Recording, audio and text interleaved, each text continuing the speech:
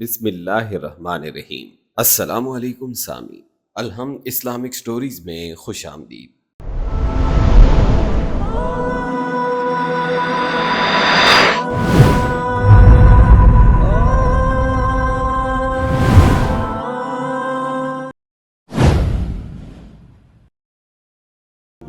کفار قریش کو جب یہ حالات معلوم ہوئے تو دارالندوہ میں مشورہ کے لیے جمع ہوئے کہ اب آپ صلی اللہ علیہ وآلہ وسلم کے معاملہ میں کیا کیا جائے۔ کسی نے قید کرنے کی رائے دی اور کسی نے جلا وطن کرنے کی، مگر ان کے چالاک لوگوں نے کہا کہ یہ مناسب نہیں، کیونکہ قید کرنے کی صورت میں ان کے اعوان و انصار ہم پر چڑھ آئیں گے اور ہم سے چھڑا لیں گے، اور جلا وطن کرنے کی صورت میں تو سراسر ہمارے لیے مضر ہے، کیونکہ اس صورت میں اطراف مکہ کے عرب تمام آپ کے کریمانہ اخلاق اور شیریں کلام اور کلام پاک کے گردیدہ ہو جائیں گے، اور وہ ان سب کو لے کر ہم پر چڑھائی کریں گے۔ اس لیے بدبخت ابو جہل نے یہ رائے دی کہ آپ صلی اللہ علیہ وآلہ وسلم کو نعوذ باللہ قتل کیا جائے، اور قتل میں ہر ایک قبیلے کا ایک ایک آدمی شریک ہو، تاکہ بنی عبد مناف آپ صلی اللہ علیہ وسلم کا قبیلہ بدلہ لینے سے عاجز ہو جائے۔ سب نے اس رائے کو پسند کیا اور ہر قبیلے کا ایک ایک جوان اس کام کے لیے مقرر کر دیا کہ فلاں رات میں یہ کام کیا جائے۔ ادھر خداوند عالم نے آپ صلی اللہ علیہ وآلہ وسلم کو ان کے مشورہ کی اطلاع دی اور آپ صلی اللہ علیہ وسلم کو ہجرت کا حکم فرمایا۔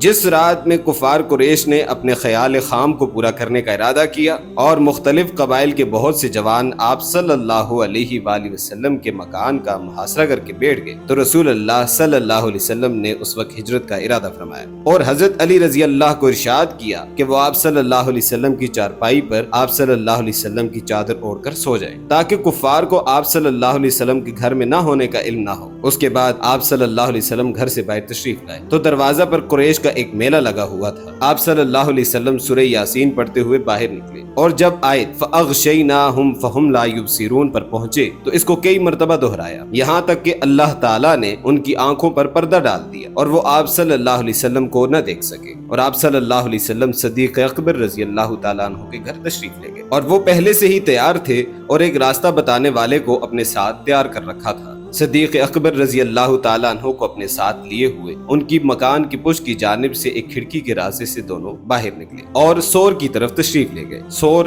مکہ کے قریب ایک پہاڑ کا نام ہے۔ آپ صلی اللہ علیہ وآلہ وسلم اس پہاڑ کے ایک غار میں جا کر ٹھہر گئے۔ ادھر یہ قریشی جوان صبح تک آپ صلی اللہ علیہ وسلم کے باہر تشریف لانے کا انتظار کرتے رہے، اور بالآخر یہ معلوم ہوا کہ وہاں آپ صلی اللہ علیہ وسلم کی جگہ حضرت علی رضی اللہ تعالیٰ عنہ ہے، تو وہ سخت پریشان ہوئے اور چاروں طرف اپنے قاصد آپ صلی اللہ علیہ وآلہ وسلم کی تلاش میں بھیج دی، اور آپ صلی اللہ علیہ وسلم کے گرفتار کرنے پر 100 اونٹ کا انعام مقرر کیا۔ بہت سے آدمی آپ صلی اللہ علیہ وسلم کی تلاش میں نکل کھڑے ہوئے، اور بعض قیافہ شناس لوگ آپ صلی اللہ علیہ وسلم کے نشان قدم پر تلاش کرتے ہوئے ٹھیک اس غار کے کنارے پر پہنچ بھی گئے۔ اگر ذرا سا جھک کر دیکھتے تو صاف آپ صلی اللہ علیہ وسلم کے سامنے تھے۔ اس وقت صدیق اکبر رضی اللہ تعالیٰ عنہ غمگین ہوئے۔ رسول اللہ صلی اللہ علیہ وسلم نے فرمایا کہ اے صدیق، گھبراؤ نہیں، اللہ تعالیٰ ہمارے ساتھ ہے۔ خدا کی قدرت کہ ان سب کی نظریں اس غار سے پھیر دی گئی اور کسی نے جھک کر نہیں دیکھا، بلکہ ان کے سب سے بڑے چالاک امیہ بن خلف نے کہا کہ یہاں ان کا ہونا محال ہے، کیونکہ بحکم خداوندی اس غار کے دروازے پر رات میں مکڑی نے جالا تن دیا تھا اور جنگل کے کبوتر نے اس میں گھونسلہ بنا دیا تھا۔ رسول اللہ صلی اللہ علیہ وسلم اور حضرت صدیق اکبر رضی اللہ تعالیٰ عنہ 3 رات 3 دن اس غار میں رہے، یہاں تک کہ تلاش کرنے والے مایوس ہو کر بیٹھ گئے۔ ان 3 دنوں میں برابر صدیق اکبر رضی اللہ تعالیٰ عنہ کے صاحبزادے عبداللہ رات کو خفیہ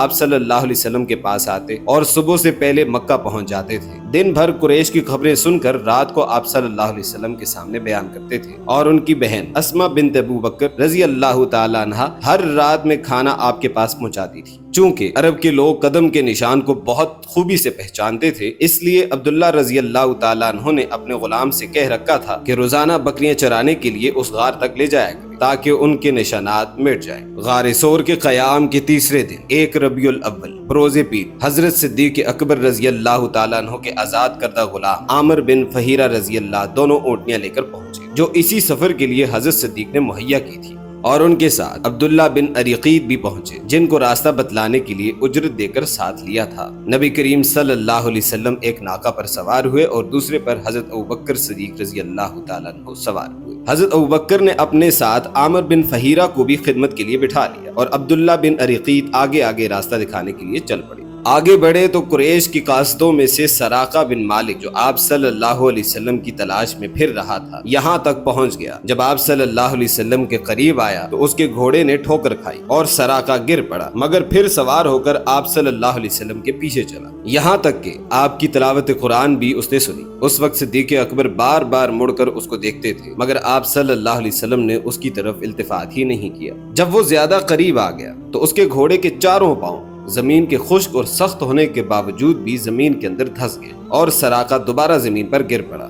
اب وہ گھوڑے کو نکالتا ہے مگر وہ نکلتا نہیں۔ مجبور ہو کر رسول اللہ صلی اللہ علیہ وسلم سے پناہ مانگی تو آپ صلی اللہ علیہ وسلم ٹھہر گئے۔ آپ صلی اللہ علیہ وسلم کی برکت سے گھوڑا وہاں سے نکل آیا۔ جب گھوڑے کے پاؤں زمین سے نکلے تو پاؤں کی جگہ اسے ایک دھواں اٹھتا ہوا دکھائی دیا۔ اس کو دیکھ کر سراقہ اور بھی ڈر گیا اور نہایت عاجزی کے ساتھ رسول اللہ صلی اللہ علیہ وسلم کے سامنے توشہ اور موجود سامان اونٹ وغیرہ بھی پیش کرنے لگا تو آپ صلی اللہ علیہ وسلم نے اس کو قبول نہیں کیا اور فرمایا، جب تم اسلام قبول نہیں کرتے تو ہم بھی تمہارے اونٹ وغیرہ بھی قبول نہیں کرتے، بس اتنا کافی ہے کہ تم ہمارے حال کو کسی کے سامنے بیان نہ کرنا۔ سراقہ ادھر سے واپس ہوا اور جب تک آپ صلی اللہ علیہ وسلم کے متعلق خطرہ ہو سکتا تھا اس وقت تک کسی سے اس نے واقعے کا ذکر نہیں کیا۔ کچھ دنوں کے بعد سراقہ نے ابو جہل سے اس واقعے کا ذکر کرنے کے بعد چند اشعار پڑھے، جن کا ترجمہ کچھ یوں ہے: اے ابو حکم، ابو جہل، لات کی قسم۔ لات ایک بت کا نام ہے جس کی قریش بہت زیادہ پوجا کیا کرتے تھے۔ اگر تم اس گھوڑے کے زمین میں دھنس جانے کا مشاہدہ کرتے تو تمہیں اس بات میں شک کی گنجائش نہیں رہتی کہ محمد صلی اللہ علیہ وآلہ وسلم اللہ کے رسول ہے۔ میری رائے میں تمہیں لازم ہے کہ ان کی مخالفت سے خود بھی اجتناب کرو اور لوگوں کو بھی منع کرو، کیونکہ مجھے یقین ہے کہ تھوڑے ہی عرصے میں ان کی کامیابی کے نشانات اس طرح چمک جائیں گے کہ تمام انسان اس کی تمنا کریں گے کہ کاش ہم بھی ان سے صلح کر لیتے۔